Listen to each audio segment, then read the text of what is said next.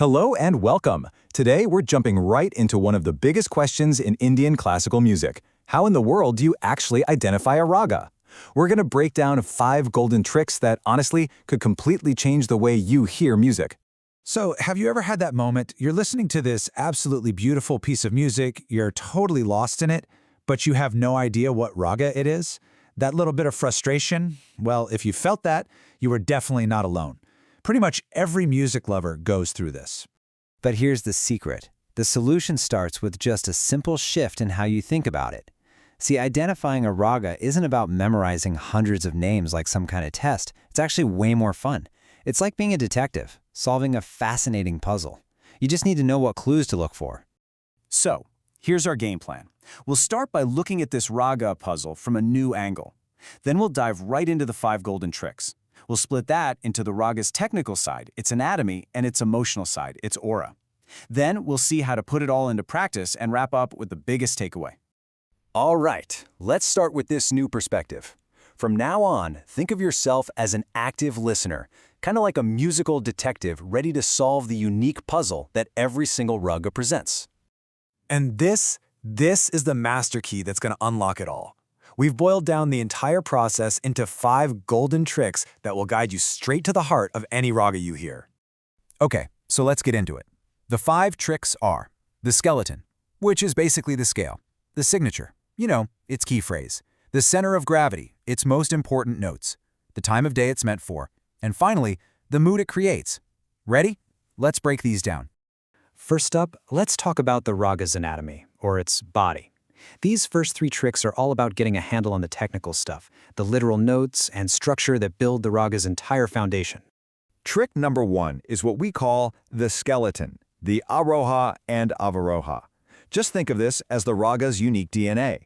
It tells you exactly which musical notes are allowed in the raga and the specific way they travel up and down the scale.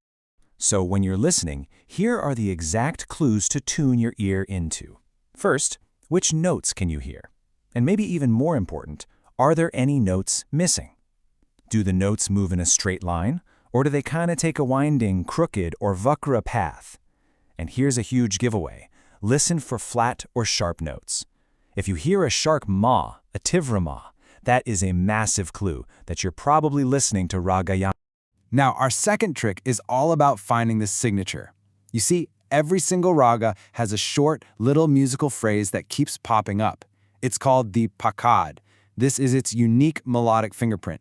It's that catchy hook that gives you that, aha, I know this one feeling. For instance, if you hear that very specific phrase, ni re ga ma, ga re sa, and you catch that sharp ma in there, a trained ear instantly knows, ah, that's raga yaman. So your job as a listener is to start training your ear to catch these little signature phrases. Okay, the third piece of the raga's anatomy is its center of gravity. This comes down to 2 really important notes. The Vadi, which you can think of as the king note, and the Samvadi, the minister note. The Vadi is the anchor. It's the note the artist just keeps coming back to, resting on. And the Samvadi is there to support it, creating this beautiful sense of balance. Finding these 2 notes is like finding the raga's energetic core. So, let's pause here. We've just covered the raga's body, all its notes, its structure, the technical clues. Now we're ready to explore its soul, the mood, the feeling, and all the contextual clues that really bring it to life. And that brings us to the raga's aura. These next 2 tricks are, well, they're less about the technical stuff and much more about feeling the music and understanding the bigger picture. Trick number 4 is the time theory, and this one is a real game changer. Traditionally, every raga is linked to a specific time of day. So early morning ragas like Pakad often feel super calm, almost devotional. Evening ragas like Yaman feel sweet and bright. And then late night ragas like Darbari, they feel deep and emotional. Just knowing the time of day can act as a massive filter, sometimes knocking out 70% of the other possibilities right away. And our 5th and final golden trick is simply to tap into the mood. This is where you get to trust your own gut, your own emotional response. Just ask yourself, how does this music actually make me feel? Is it peaceful? Does it sound majestic and grand? Or maybe it feels romantic and hopeful? Your feeling is a totally valid and super important clue. Okay, so we've explored these 5 core ideas. But the big question is, how do we put it all together when we're actually listening? let's turn all this theory into a simple, actionable formula you can use. Here it is. The next time you're listening to a piece, just run through this little mental checklist. First, try to get a sense of the notes in the scale. Second, listen for that signature phrase that keeps coming back. Third, notice which note the artist seems to be landing on most often. Fourth, take a guess at the time of day. And fifth, just try to put a name to the overall mood. And you want to know the best part? You don't have to get all 5 right. Not at all. The truth is, if you can correctly identify just 3 out of these 5 clues, you will be incredibly close to guessing the right raga. This isn't about being perfect. It's just about making progress. And as you're starting out on this, just try to avoid a few common traps.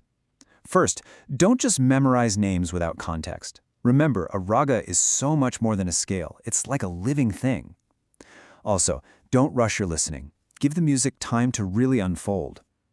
And a great little tip is to really get to know a raga's pakad before you try to guess it out in the wild. So, as we start to wrap this up, what's the one big idea you should take away from all of this? Well, it all comes back to that fundamental shift in your mindset that we talked about at the beginning. See, the biggest myth out there is that identifying ragas is some kind of innate talent you're either born with or you're not. But the reality is that it's a trainable skill, something you develop with practice. It's not about having a good ear. It's about training your ear with the right framework.